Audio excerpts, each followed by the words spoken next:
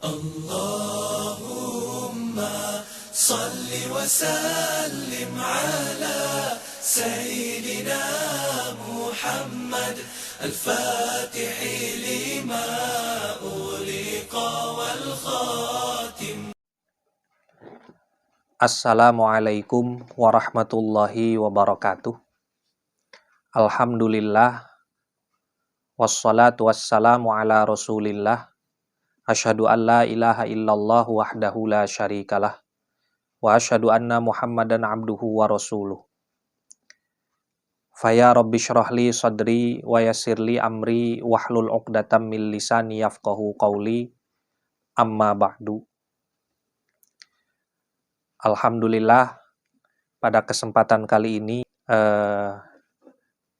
saya bisa membuat video sehubungan dengan apa yang ingin saya bacakan dari salah satu kitab karangan ulama terkemuka yang mungkin sudah tidak asing lagi di telinga para pendengar dan sudah sangat terkenal apalagi di golongan atau kelompok-kelompok pesantren dan para pengkaji agama Islam. Kitab ini, yaitu kitab Minhajul Abidin, merupakan salah satu mahakarya Al-Imam Al-Ghazali. Di antara karya-karya fenomenal lainnya seperti Ihya Ulumuddin dan Al-Wasit fil Madhab dan tentunya karangan-karangan lainnya, karena beliau merupakan salah satu ulama yang produktif. Insya Allah, atas doa dari para pendengar sekalian, mudah-mudahan apa yang saya bacakan dari kitab Minhajul Abidin ini bisa berkelanjutan, continue, dan bisa memberikan manfaat dan bisa kami bagikan secara berkala dan bertahap. Tidak lain tujuannya yang pertama tentu untuk menambah keilmuan saya secara pribadi, dan tentu atas doa sekalian pendengar, mudah-mudahan kami termasuk orang yang bisa mengamalkan apa-apa yang kami dapatkan dari karya-karya beliau. Untuk itu, dan sebelumnya, mari kita mengirimkan doa dan hadiah Al-Fatihah kepada musannif kitab ini, yaitu Muhammad bin Muhammad bin Muhammad bin Ahmad Al-Ghazali. Ila hadrati al-Imam Al-Ghazali, Al-Fatihah. A'udzu billahi minasyaitonir rajim. Bismillahirrahmanirrahim. Alhamdulillahirabbil alamin. Arrahmanir rahim. Maliki yaumiddin. Iyyaka na'budu wa iyyaka nasta'in. Ihdinas siratal mustaqim. Siratal ladzina an'amta 'alaihim ghairil maghdubi 'alaihim waladdallin. Amin. A'udzu billahi minasyaitonir rajim. Bismillahirrahmanirrahim. Alhamdulillahirabbil alamin. Asyhadu an la ilaha illallah wa asyhadu anna Muhammadar Rasulullah. Allahumma shalli ala sayyidina Muhammad wa ala ali sayyidina Muhammad. Qala al-muallifu rahimahullah wa nafa'ana bihi wa bi ulumihi fid dharaini amin ya Allah ya rabbal alamin. Qala asy-syaikhu al-faqihu as-salihu az-zahidu Abdul Malik ibnu Abdillah ghafarallahu lahu. Telah berkata seorang syekh yang kalau kata Imam Bajuri dalam hasyiahnya, yang namanya syekh itu ialah orang yang telah melampaui usia 40 tahun. Namun secara makna, apabila ada orang telah mencapai derajat keilmuan tertentu walaupun belum mencapai 40 tahun, itu pun bisa dikatakan syekh. Ya apalagi kalau misalkan sudah 40 tahun dan dia seorang alim. Nah, kita lanjutkan. Telah berkata seorang syekh, seorang faqih, orang yang faham terhadap agama, yang solih, yang zuhud, yaitu Abdul Malik bin Abdillah, ghafarallahu lahu. Mudah-mudahan Allah memberikan ampunan kepadanya. Nah, Abdul Malik bin Abdillah ini berkata seperti ini. Amla alayya syaikhi al-ajallu al-imamu az-zahidu as-sa'idul muwaffaqu hujjatul Islam Zainuddin syaraful ummah Abu Hamidin Muhammadin al-Ghazaliyu at-Tusiyu qaddasallahu ruhahu wa rafa'allahu fil jannah darajatahu. Amla telah mendiktekan, kata Abdul Malik bin Abdullah, Amla telah mendiktekan alayya kepadaku, syaikhi yaitu guruku, al-ajallu yang agung, al-imamu seorang yang dijadikan panutan, az-zahidu seorang yang memiliki sifat zuhud, as-sa'idu orang yang beruntung, al-muwaffaqu yang diberikan pertolongan oleh Allah, hujjatul Islami yang menjadi hujjah agama Islam, Zainuddini yang menjadi perhiasan agama, syaraful ummati yang menjadi kemuliaan umat, Abu Hamidin yaitu Abu Hamid Muhammadin al-Ghazaliyu at-Tusiyu yaitu Muhammad bin Muhammad al-Ghazali at-Tusi, qaddasallahu ruhahu wa rafa'allahu fil jannati darajatahu. Mudah-mudahan Allah membersihkan atau mensucikan ruhnya dan juga mudah-mudahan Allah mengangkat derajatnya di surga. Jadi Abdul Malik bin Abdullah, beliau adalah salah satu murid Al-Imam Al-Ghazali. Beliau berkata, guruku yaitu Imam Ghazali, orang yang agung, seorang panutan, orang yang zuhud, orang yang beruntung, yang diberikan taufik dan lain-lain. Karena di kitab-kitab itu biasanya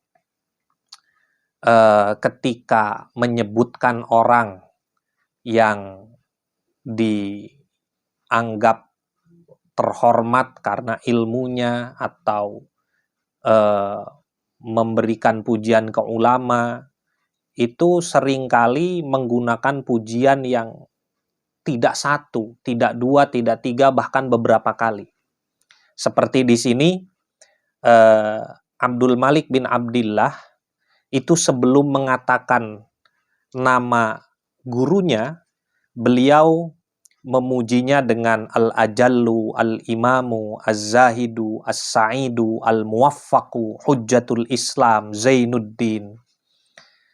Orang yang agung, seorang panutan, orang yang zuhud, orang yang beruntung, orang yang diberi taufik oleh Allah, yang menjadi hujjah Islam, yang menjadi perhiasan agama, yang menjadi kemuliaan umat. Wah, jadi terus bertubi-tubi memuji, ya karena Abdul Malik bin Abdillah ini orang yang sangat menghormati Imam Ghazali. Barulah setelah pujian-pujian itu disebutkan kunyahnya, yaitu Abu Hamid. Karena biasanya kalau di Arab itu orang-orang selain memiliki nama asli juga memiliki kunyah.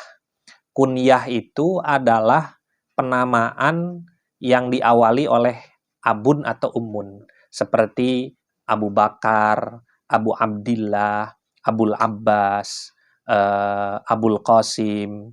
Kalau misalkan perempuan, Ummu Salamah, Ummu Kulthum, dan lain-lain.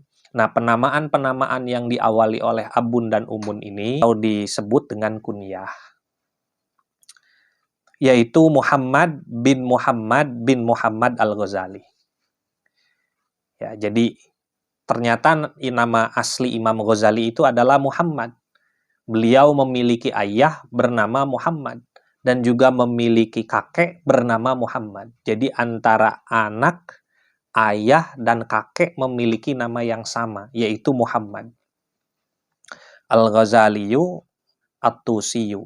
Nah, mudah-mudahan Allah membersihkan atau mensucikan ruhnya dan mengangkat derajatnya di surga. Amin ya Allah ya Rabbal Alamin. Nah, tadi kata Abdul Malik bin Abdillah, guruku, yaitu maksudnya Imam Ghazali, membacakan atau mendiktekan kepadaku hadzal kitab al-mukhtasara, kitab ini yang ringkas. Jadi kitab yang akan kita baca ini, kitab yang akan kita baca secara bertahap ini ke depan, ini merupakan kitab buah fikir Imam Ghazali, namun tidak ditulis langsung oleh Imam Ghazali, melainkan didiktekan kepada muridnya yang bernama Abdul Malik bin Abdillah. Makanya tadi di awal kata Abdul Malik bin Abdillah, guruku, maksudnya Imam Ghazali, membacakan atau mendiktekan kitab ini kepadaku. Wahua, dan kitab ini yang beliau diktekan kepadaku, akhiru kitabin, merupakan kitab terakhir, sonnafahu, yang dikarang oleh beliau, oleh Imam Ghazali. Jadi kitab Minhajul Abidin ini, kitab yang kita kaji bersama ini, merupakan kitab terakhir sebelum Imam Ghazali meninggal yang dikarang olehnya. Namun pengarangan Minhajul Abidin ini berbeda dengan pengarangan kitab-kitab sebelumnya, yang mana mungkin sebelumnya itu dikarang dan ditulis langsung oleh Imam Ghazali, namun kitab ini dibacakan oleh Imam Ghazali berupa dikte kepada salah satu muridnya yang bernama Abdul Malik bin Abdillah. Walam yastamli, dan tidak meminta dikte kepada kitab ini, kitab yang dikarang terakhir oleh Imam Ghazali ini, minhu, dari Imam Al-Ghazali, illa khawasu ashabihi, kecuali para sahabat dan para santri-santri khususnya Imam Ghazali. Jadi kitab ini memang pada saat itu mungkin tidak ditulis atau didengarkan atau difahami secara menyebar, kecuali memang hanya didapatkan atau difahami atau mungkin didengar atau mungkin meminta didiktekan, kecuali oleh para santri-santrinya yang khusus. Wahua,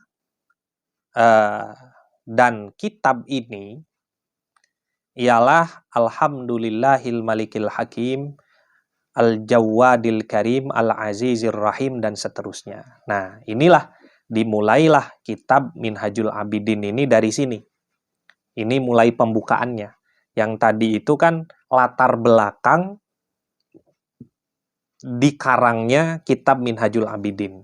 Jadi secara sederhana, Minhajul Abidin ini dikarang, didiktekan oleh Imam Ghazali kepada muridnya, yaitu Abdul Aziz bin Abdillah. Nah, isinya begini. Alhamdulillah, segala puji milik Allah. Al-Maliki, yang maha memiliki. Al-Hakimi, yang maha bijaksana. Al-Jawadi, yang maha dermawan. Al-Karimi, yang maha mulia. Al-Azizi, yang maha perkasa. Ar-Rahimi, yang maha welas asih. Alladzi khalaqal insana, yang telah menciptakan manusia, fi ahsani taqwimin, dalam kondisi bentuk yang paling baik. Wa fataras samawati wal ardo, dan Allah adalah zat yang telah menciptakan langit dan bumi. Biqudratihi, dengan kekuasaannya. wa dabbarul umura, dan Allah lah yang mengatur seluruh urusan fid daraini, baik di dunia maupun di akhirat, bihikmatihi, menggunakan hikmahnya. Wa ma khalaqal jinna wal insa illa li'ibadatihi, dan Allah tidak menciptakan jin dan manusia kecuali untuk menyembahnya. Fattariqu, maka jalan, ilaihi, untuk menyembah Allah, wadihun, jelas, lil qasidina, untuk orang-orang yang memiliki maksud untuk melaksanakannya.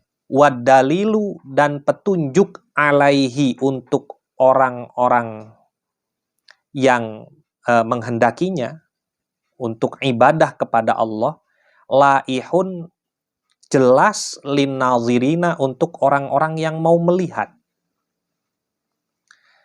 Jadi secara mendasar, orang-orang yang memiliki keinginan untuk melaksanakan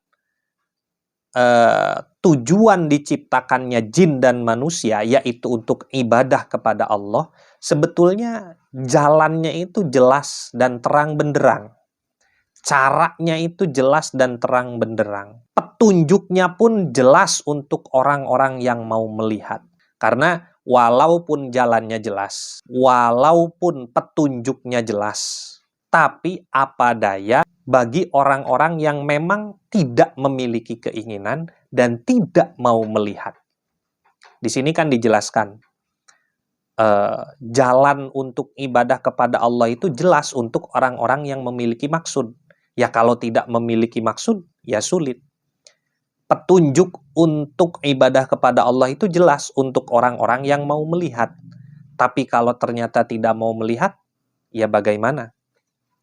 Walakinnallaha, tapi sesungguhnya Allah, yudhillu, menyesatkan, man, kepada orang, yasha'u, yang Allah kehendaki, wa yahdi, dan Allah memberikan petunjuk, man, kepada orang, yasha'u, yang dikehendaki olehnya. Wa huwa, Allah itu a'lamu, lebih mengetahui, bil muhtadina, terhadap orang-orang yang mendapatkan petunjuk. Tuh. Jadi walaupun jalan untuk ibadah ke Allah itu jelas, walaupun petunjuk untuk ibadah kepada Allah itu jelas, tapi yang menentukan siapa yang tersesat, yang menentukan siapa yang mendapat petunjuk, itu merupakan hak prerogatif Allah Subhanahu wa Ta'ala. Wassalatu, doa rahmat ta'zim, ala sayyidil mursalina, mudah-mudahan tercurah limpahkan kepada sayyidil mursalin, kepada pemimpin para utusan, wa ala alihi, maksudnya Nabi Muhammad SAW, wa ala alihi, dan juga tidak lupa kepada keluarganya al-abrori, yang baik, yang memiliki karakter-karakter baik, at-thayyibina, yang sama baik, at-thahirina, yang suci, wasallim, dan mudah-mudahan Allah memberikan keselamatan, wa'azim, dan juga mudah-mudahan Allah mengagungkan, ila yaumiddini, hingga hari kiamat. Itu mungkin muqaddimah dari kitab Minhajul Abidin. Selanjutnya kata Imam Ghazali, i'lamu, kalian semua harus mengerti, ikhwani, wahai saudara-saudaraku, as'adakumullah wa iyaya bimardhatih, mudah-mudahan Allah memberikan kebahagiaan kepada kalian semua dan kepadaku dengan mendapatkan ridhonya. Amin ya Allah ya Rabbal Alamin. Jadi ini dinamakan jumlah du'aiyah, yaitu satu susunan atau rangkaian kata yang menyimpan makna mendoakan, baik kepada mukhatab, orang yang diajak bicara, maupun kepada dirinya di sini. Jadi ketahuilah wahai saudara-saudaraku, mudah-mudahan Allah memberikan kebahagiaan kepada kalian dan kepadaku dengan mendapatkan ridhonya. Apa yang perlu diketahui? Annal ibadata, sesungguhnya ibadah. Samratul ilmi merupakan buah dari pengetahuan. Wa faidatul umri, dan merupakan faidah dari umur. Jadi ketika kita mencari ilmu, buahnya apa? Ya beramal, beribadah. Ketika kita diamanahi umur, apa faidah yang bisa kita dapatkan dari umur yang diamanahkan oleh Allah kepada kita? Itu ya ibadah. Wa hasilul abidil aqwiyai, dan satu hal yang menjadi penghasilan hamba-hamba yang kuat di sisi Allah Subhanahu wa taala. Jadi ibadah ini bukan sesuatu yang dihasilkan oleh manusia-manusia biasa, tapi manusia-manusia istimewa yang diberi kekuatan, baik itu berupa taufik dan hidayah dari Allah Subhanahu wa taala untuk bisa melakukan ibadah. Ya, saya ulangi, ibadah ini merupakan buah dari ilmu, faidah umur, dan hasil yang dihasilkan oleh hamba-hamba yang kuat. Wa bidha'atul auliyai, dan merupakan simpanan para kekasih Allah Subhanahu wa taala. Wa tariqul atqiyai, dan jalan orang-orang yang bertakwa.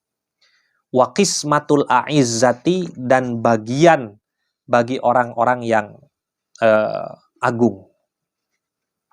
Wa maqsidu zawil himmati, dan ibadah ini merupakan tujuan untuk orang-orang yang memiliki semangat, himmah.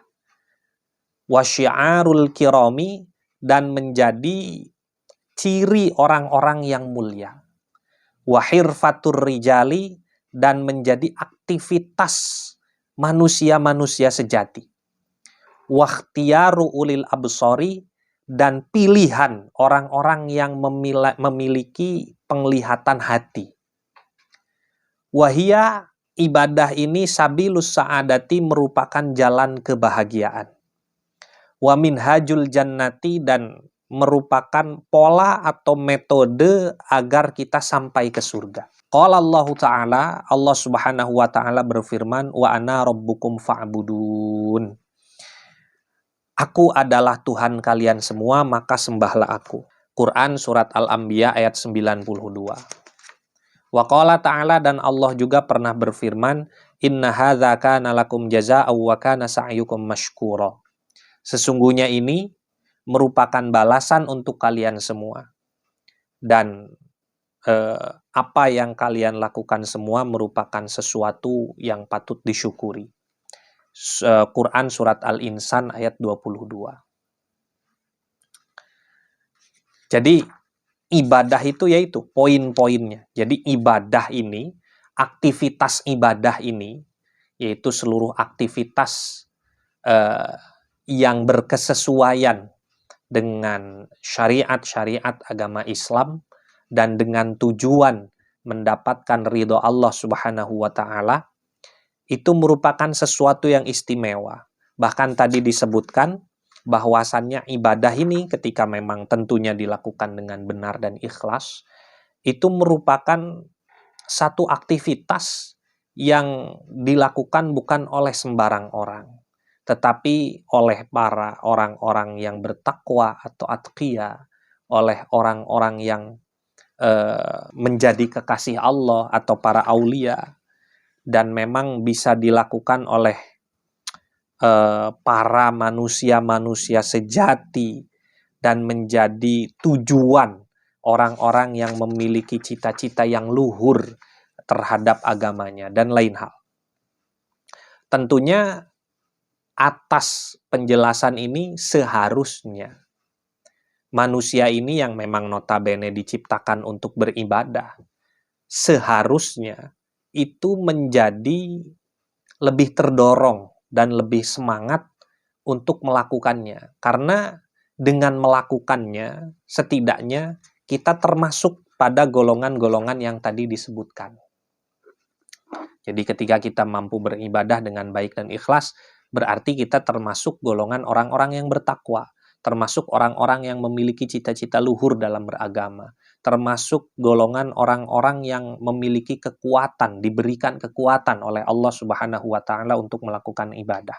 Selanjutnya kata Imam Al-Ghazali, "Summa inna nazarna fiha", lalu saya menghayati, melihat dalam aktivitas ibadah ini, wa ta'ammalna, dan saya berpikir, thariqaha, tentang jalan untuk melakukan ibadah, min mabadiha, dari awal ila maqasidiha allati hiya amani salikiha, dari awal sampai tujuan akhir yang menjadi harapan atau cita-cita orang-orang yang melakukan perjalanan ibadah ini.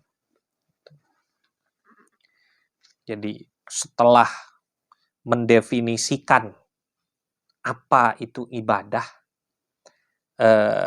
Imam Ghazali berpikir tentang ibadah ini dari awal sampai akhir, sampai difikir keseluruhan, difikir akhir apa yang akan dicari dari ibadah ini dan lain hal. Fa'idha hiya tariqun wa'run, dan ternyata ibadah ini jalannya memang sulit. Wasabilun sa'bun, dan jalannya ini memang rumit. Katsiratul aqobati, banyak sekali bukit-bukit yang harus dilewati. Tentu bukit-bukit di sini merupakan satu pengistilahan. Istilah karena memang untuk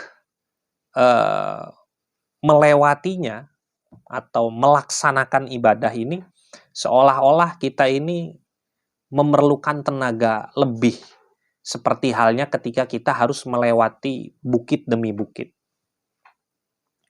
Syadidul masyaqqati, dan memang masyaqqatnya sulit.